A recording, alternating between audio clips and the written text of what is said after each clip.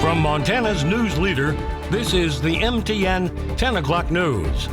Good evening and thanks for joining us tonight. I'm Russ Riesinger. The nation's leading expert in infectious diseases, Dr. Anthony Fauci, headlined the annual Mansfield Lecture at the University of Montana today. Dr. Fauci, advisor to the president, spoke on the importance of the COVID-19 vaccine, but he also responded to Montanans who are scared and suffering from the virus. One of those, a 10-year-old Missoula boy who's still suffering from symptoms months after contracting the virus. Dr. Fauci said situations like this have been reported, but that most times those lasting symptoms self-correct themselves. The other focus was on the safety of the COVID-19 vaccine and how it can be trusted. He said he understood the skepticism, but that science research has shown the vaccine to be highly safe and effective. And while he can't promise a return to normal by a certain date, he said we are definitely headed in the right direction. If we can convince them to get vaccinated and get to that 70 to 85% of the population vaccinated, I believe that by next fall, middle to end of the fall, that we can begin to approach a significant degree of normality. Fauci does emphasize other factors like COVID variants and vaccine hesitancy could slow the time to reach herd immunity. Teachers and parents speaking out on both sides of the debate over face masks in Laurel schools, and that led to an emotionally charged school board meeting tonight. Some expressed concern that the board made a change from mandatory masks, but the board says masks have always been optional. The union argued that the board previously agreed to masks under state guidelines, but the school superintendent says those guidelines changed when Governor Gianforte took over.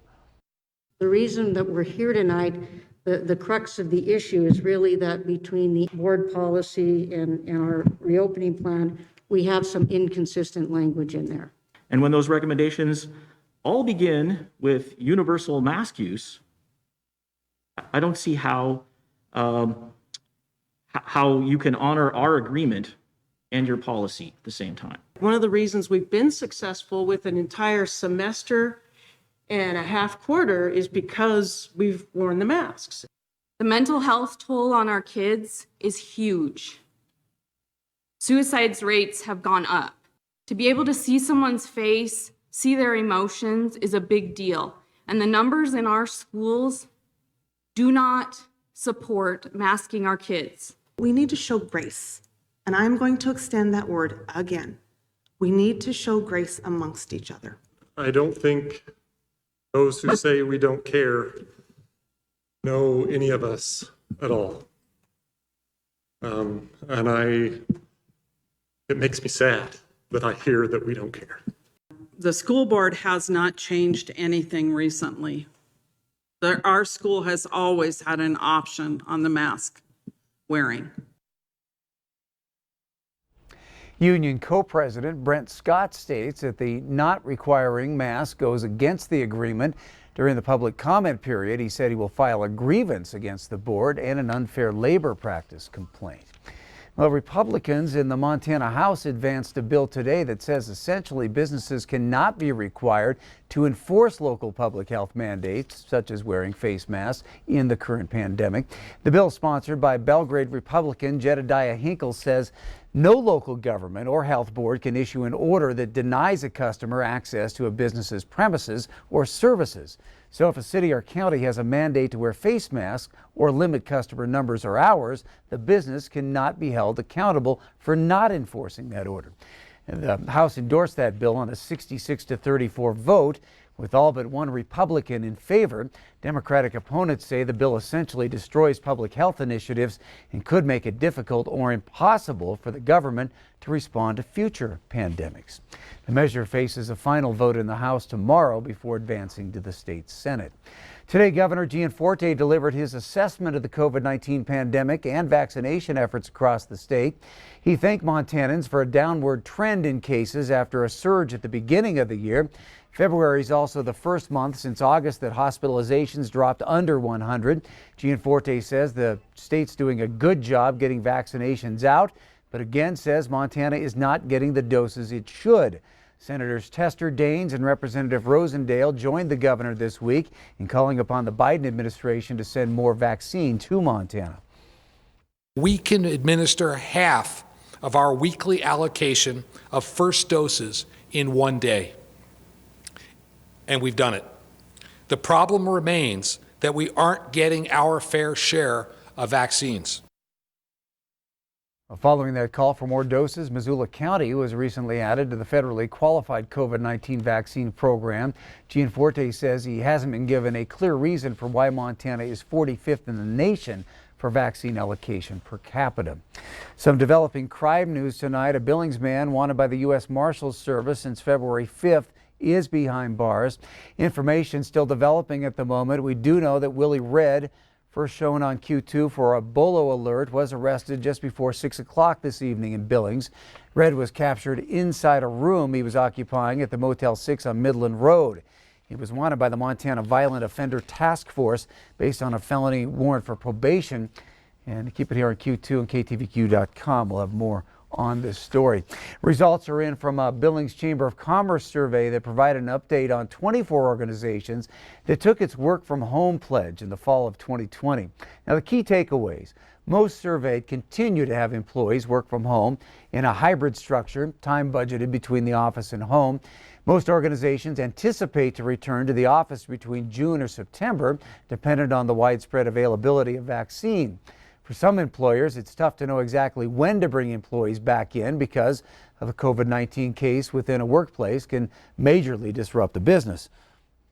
We would try to open up a few offices that were showing, their cities were showing good numbers. And so we would tend to open up those offices a little more, maybe to go to 50%. And we would see either a COVID positive case or a presumptive positive. And so then we'd have to close the office again. We'd have to clean it, send everyone back home. And it was so disruptive to the colleagues that we said, we're just keeping everyone at 25%. And to read more from the Billings Chamber survey, you can visit the story on KTVQ.com. Montana lawmakers are now considering a bill that would allow stores to sell beer and wine earlier in the day. The Senate Business, Labor, and Economic Affairs Committee held a hearing today on Senate Bill 207. Senator J.P. Pomnikowski from Bozeman says she wants stores to be able to sell beer and wine starting at 6 a.m. instead of at 8. She says it would benefit people heading out early for outdoor activities and people shopping when stores set aside early hours for seniors and those with health conditions. As originally written, that bill could have allowed sales anytime between 2 and 8 a.m. But Pomnikowski says she's willing to have it amended after hearing concerns from taverns and store owners. The committee took no immediate action on that bill. All right, turning to Chief Meteorologist Ed McIntosh. Ed, a little warmer out there today. Some tough sledding, though, on some of the roads for drivers. That's for sure. Yeah, and we're going to see more of that as we see these temperatures continue to fluctuate over the course of the next few days. And that's going to mean more areas of slush. And that means at times it's a little harder to get around. Be careful with those lane changes, especially you want to keep control when we have those slushy areas and those ruts that start to develop into the roadways. Also, keep that safe distance. Remember, now that we're getting those slushier roads, it also means that your braking distance is going to be doubled in many cases. Plus, make sure you plan ahead. If you're in a rush, that's when you're most likely to get into trouble, and those slushy areas in the daytime start to turn to some slick spots once we get into the evening and overnight hours. A look at the forecast details coming up in just a few minutes. Thank you, Ed. Conservative radio talk show host Rush Limbaugh has died following his battle with lung cancer. Michael George takes a look back at his life and legacy. This is unreal! Conservative firebrand Rush Limbaugh pushed the envelope on talk radio and online, commenting on everything from pop culture. Have we got fun in store for you today? To politics for more than 3 decades. Let me tell you who we conservatives are. We love people. The Missouri native broke into radio in the 70s, soaring to fame in the 80s with his own nationally syndicated radio program. Welcome to the Rush Limbaugh program. At one point, the Rush Limbaugh Show was the highest-rated talk radio show in the nation, with millions of listeners known as Ditto Heads. During that time, Limbaugh developed a reputation for his polarizing views and inflammatory rhetoric. We have a major immigration problem. In 2006, he famously mocked actor Michael J. Fox for having Parkinson's disease. In this commercial, he is exaggerating. In 2012, he referred to a Georgetown law student as a slut and a feminazi for backing insurance coverage for contraceptives. Congratulations, Mr. President. Limbaugh also promoted the false rumor that President Obama was actually born in Africa and used his show to promote the false birther conspiracy. The popular radio personality battled health issues throughout the years, including hearing loss and opioid addiction, which led to a stint in rehab. In 2015, he downplayed the dangers of smoking. 5 years later, the cigar-loving Limbaugh announced he had advanced lung cancer. I have been diagnosed with advanced lung cancer. A staunch supporter of President Trump, the president awarded Limbaugh the Medal of Freedom in 2020, the nation's highest civilian honor. He is the greatest fighter and winner that you will ever meet. While some on the left panned him as a divisive figure, Limbaugh described himself differently in a 1991 interview with 60 Minutes. The most dangerous man? No, I'm a harmless fuzzball. His booming voice and combative style helped pave the way for other commentators, championing conservative causes in the media. Michael George, CBS News. Well, love him or hate him, there's no ignoring the impact and influence that Rush Limbaugh had on talk radio and politics in America. I talked to conservative radio talk show host Aaron Flint, who hosts Montana Talks on News Talk 95.5 in Billings before Limbaugh's show each weekday. I think the thing that was so great about Rush Limbaugh was everybody knows him as kind of the voice of conservatism and the voice of conservatives, but it was the fact that Rush could cover social issues, cultural issues, sports, on top of all the political issues.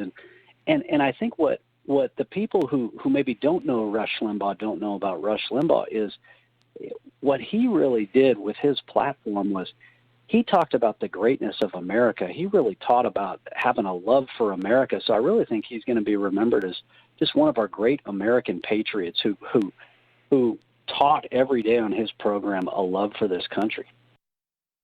Rush Limbaugh was 70 years old. Still ahead on the MTN 10 o'clock news here on Q2. It's winter now, but spring's only a few weeks away. We'll get you ready for planting season in the Ag Report. Then later, for the second straight year, the Montana Special Olympics are going virtual. We'll have details coming up in just a bit.